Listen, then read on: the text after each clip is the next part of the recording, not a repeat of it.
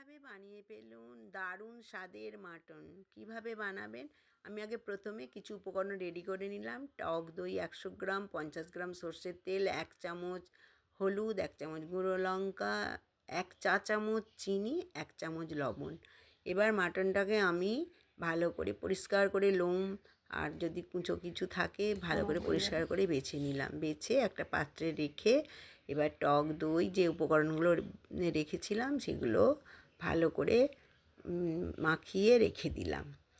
বেশ ভালো করে না মাখালে ওটা এর মধ্যে মশলাগুলো সব ঢুকবে না, যেহেতু মটন অনেক দামি খাবার তো ওই জন্য।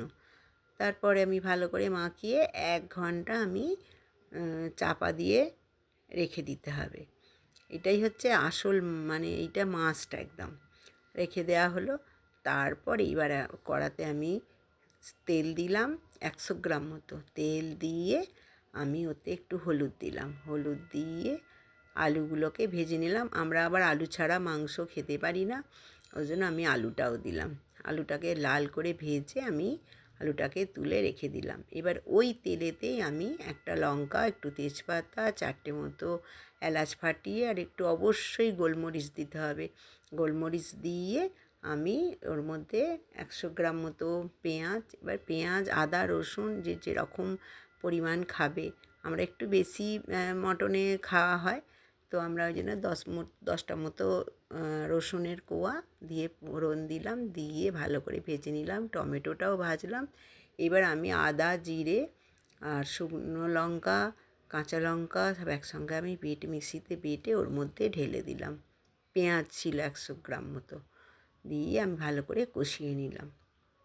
এবার কষাতে কষাতে যখন একটুখানি ওতে জল দিতে হবে, জলটা দিলে আরও ভালো করে কষিয়ে যখন বেশ একটু বাস ছাড়বে তখন ওতে আমি ওই ম্যারিনেশন করা মটনটা ঢেলে দিলাম। 1/2 ঘন্টা মটনটাকে আমি কষবো, মানে কষতেই হবে, কষার কাছেই মাংসটা টেস্টি হবে।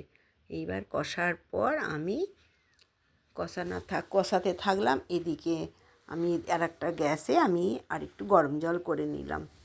গরম জলটা মাংসের মধ্যে গরম জলটা দিলে তবে ভালো হয়। এই যে আলুগুলো ভেজে রেখেছিলাম, এবার আমি ওতেই গরম জলটা করে আমি ওর মধ্যে আলুগুলো রাখলাম, রেখে ওর মধ্যে ঢেলে দিলাম, দিয়ে ওপর থেকে এবার যেহেতু মাটনটা ম্যারিনেশনের সময় নুন ছিল ওই জন্য আমি একটু অল্প করে নুন দিলাম, দিয়ে চাপা দিলে বেশ 1 ঘন্টা গ্যাস কমিয়ে ফোটাতে হবে।